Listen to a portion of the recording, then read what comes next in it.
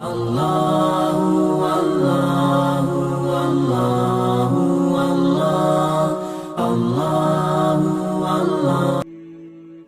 و نصلی علی رسول الکریم، اما بعد فاعوذ باللہ من الشیطان الرجیم، بسم اللہ الرحمن الرحیم۔ السلام علیکم ناظرین گرامی، میں پھر ایک بار حاضر خدمت ہوں دین ایک سفر چینل کی جانب سے۔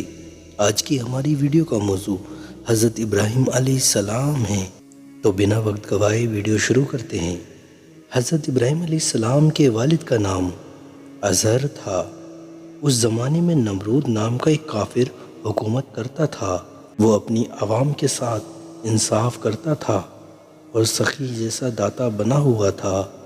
ایک زمانے کے بعد وہ شیطان کے فندے میں آ گیا۔ غلط خیالات اس کے من میں بیٹھ گئے۔ حکومت کرتے کرتے وہ خدائی کا دعویٰ کر بیٹھا، نعوذ باللہ من ذالک۔ اپنے بت بنوا کر عبادت خانوں میں رکھوا دیے اور عوام کو حکم دے دیا کہ آج سے وہ اسے ماتھا ٹیکیں گے۔ ایک دن نجومیوں نے ستارے پر نظر کر کر نمرود سے عرض کیا کہ اس سال اس شہر میں ایک ایسا لڑکا پیدا ہوگا جو تیرے ملک اور تیرے مذہب کو تباہ اور برباد کر دے گا۔ نمرود نے بے چین ہو کر حکم دے دیا کہ جتنی بھی لڑکے اس جگہ پیدا ہوں انہیں قتل کر دیا جائے۔ جب حضرت ابراہیم علیہ السلام کی ماں کو حمل ہوا تو وہ یہ سب بات جان کر ڈر کے مارے گھر سے باہر نکل کھڑی ہوئیں۔ جب وہ جنگل میں ایک سوکھی نہر تک پہنچی تو انہوں نے ایک لڑکے کو جنم دیا۔ لڑکا بہت خوبصورت تھا۔ ماں کی ممتا جاگی اور وہ اسے سینے سے لگا کر ادھر ادھر جانے لگی۔ نہر کے پاس ایک کنواں تھا، لوگوں کی پہنچ وہاں تک نہیں تھی۔ لڑکے کو ایک کپڑے سے لپیٹ کر روتی ہوئی آنکھوں کے ساتھ اسے چھوڑ کر گھر کی طرف چل پڑی۔ اپنے اس لڑکے کو دیکھنے کے لیے وہ کنویں پر آتی اور اس کو زندہ دیکھتی تو آنکھیں ڈبڈبا پڑتی۔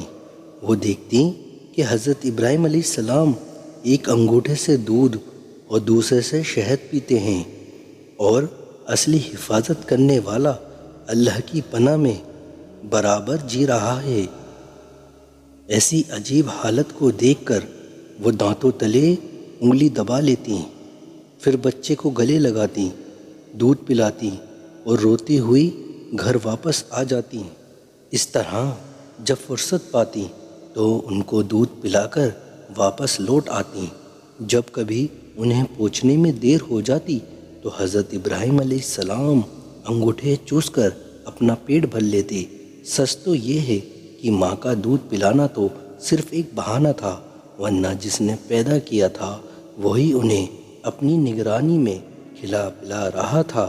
حضرت ابن عباس رضی اللہ تعالی عنہ روایت کرتے ہیں کہ حضرت ابراہیم علیہ السلام ایک دن میں اتنا بڑھتے تھے کہ دوسرے لڑکے اتنا ایک ہفتے میں بڑھ پاتے، اور وہ ایک ہفتے میں اتنا بڑھ جاتے کہ دوسرے لڑکے اتنا ایک مہینے میں بڑھ پاتے، اور وہ ایک مہینے میں اتنا بڑھ جاتے کہ دوسرے لڑکے ایک سال میں اتنا بڑھ پاتے۔ اس طرح دودھ پلانے کی مدت بھی گزر گئی۔ حضرت ابراہیم علیہ السلام میں سوجھ بوجھ پیدا ہو گئی۔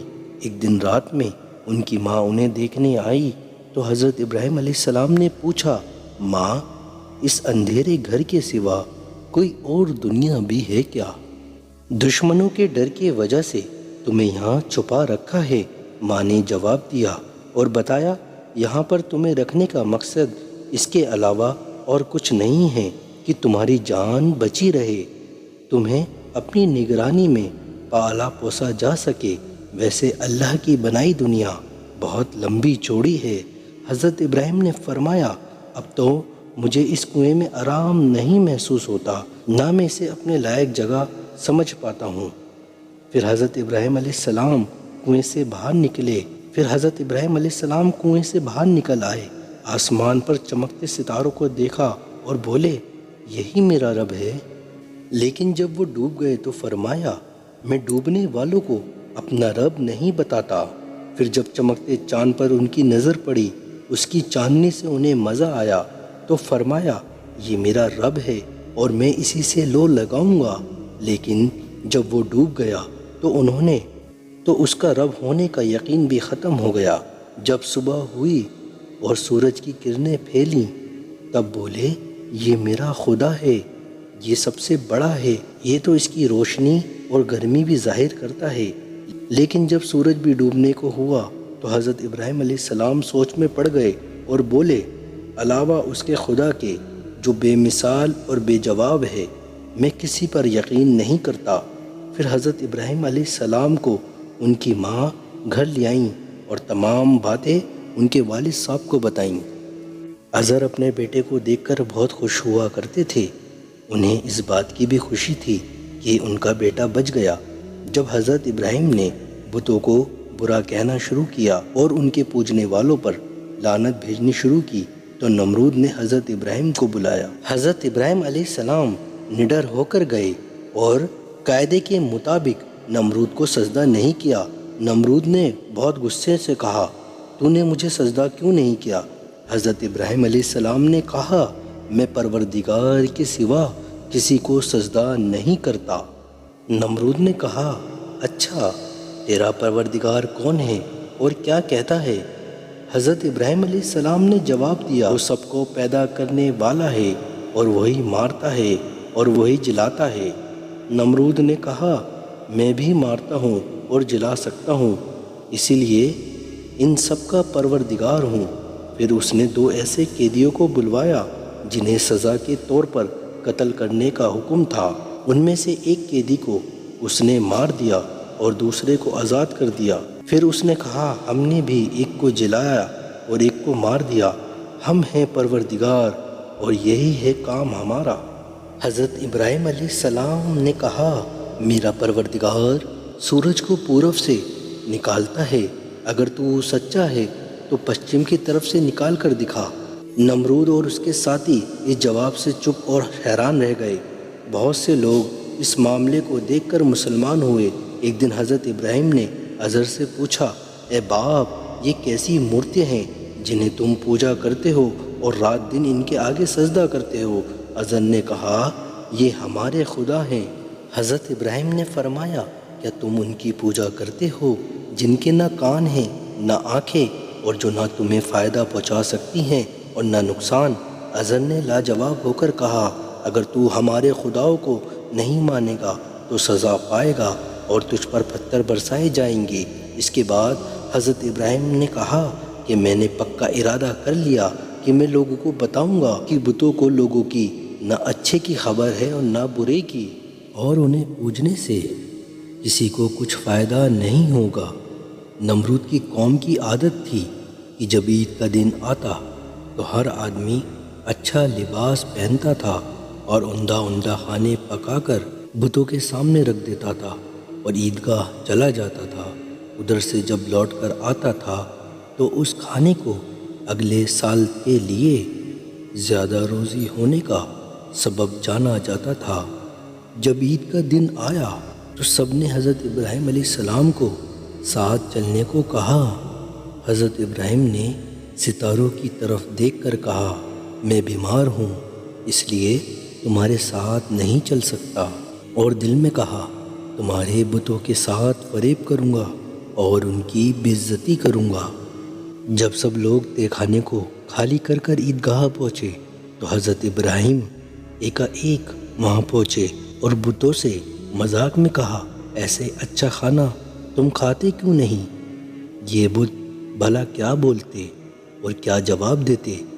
پھر تو خدا کے دوست ابراہیم نے کلہاڑی لے کر سب کے سر اکھاڑ دیے، کسی کا ہاتھ کاٹا اور کسی کا کان، مگر بڑے بت کو بچا کر کلہاڑی اس کے گلے میں ڈال دی اور بت خانے کا دروازہ بند کر کر بہت جلدی وہاں سے نکل گئے۔ لوگ جب عیدگاہ سے لوٹ کر تہہ خانے میں داخل ہوئے اور سبھی چھوٹے بڑے پرانے دستور کے مطابق وہاں پہنچے تو دیکھا کیا کہ نہ کسی کا ہاتھ ہے نہ کسی کا کان، بڑی ذلت کی حالت میں پڑے تھے، بالکل مردہ۔ ان کے منہ سے نکلا کہ ظالم نے یہ سب کیا ہے اور ہمارے معبودوں کے سر توڑ کر ہمیں دلی تکلیف پہنچائی ہے۔ حضرت ابراہیم ہمیشہ بتوں اور بت پرستی پر چوٹ کیا کرتے تھے، ان کے شرک اور بے ایمان کو برا بھلا کہا کرتے تھے۔ سب کو یقین ہو گیا کہ یہ سب حضرت ابراہیم نے ہی کیا ہے۔